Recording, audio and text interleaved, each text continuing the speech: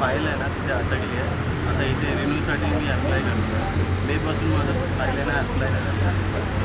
जुनी फाईल ती कॅन्सल नाही झाली. बरोबर.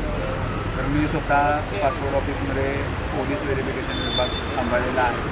पण ही जी तुमची जी अडचण आहे ते पासपोर्ट ऑफिसकडून जिथे अर्ज आपण भरला जातो ऑनलाईन माध्यमातून आणि नवीन करण्यापूर्वी जुनी फाईल कॅन्सल करण्याची जी प्रक्रिया आहे त्या प्रक्रियेमध्ये ती अडचण आलेली आहे.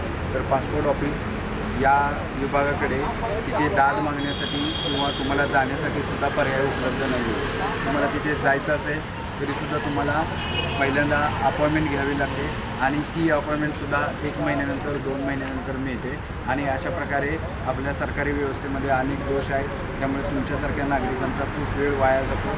पासपोर्ट काढण्याची प्रक्रिया ही 15 दिवसाचा भाग असूनसुद्धा या व्यक्तीला मेपासून ते काम झालेलं नाही आहे. म्हणजे आपल्या व्यवस्थेमध्ये 6-6 महिने एखाद्या गोष्टीचं काम होत नाही आहे. त्यासाठीच नागरिकांना तक्रार करण्याचा पर्याय उपलब्ध असला पाहिजे, ही कंप्लेंट दाखल करण्याचा उपलब्ध असला पाहिजे आणि त्या प्रक्रियेवरती तात्काळ कार्यवाही होण्याची गरज आहे. अशा सर्वसामान्य लोकांना 6-6 महिने त्यांना पासपोर्टसाठी गोष्ट मिळत नाही आहे. पण ज्यांच्याकडे पैसा आहे, ज्यांच्याकडे वसीला आहे, ज्यांच्याकडे कोणतरी पाठीमाग आहे, अशा लोकांचं काम कागदपत्रे नसतानासुद्धा कमी कालावधीमध्ये होतं.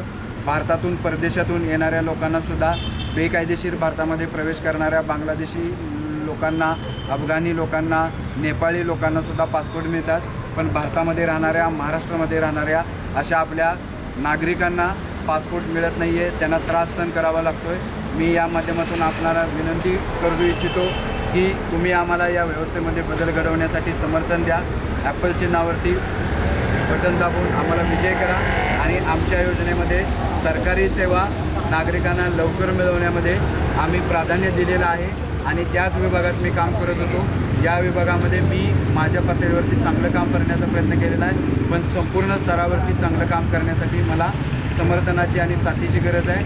अशा सेवांसाठी लोकांना त्रास होता कामा नये हाच माझा प्रयत्न राहील. धन्यवाद.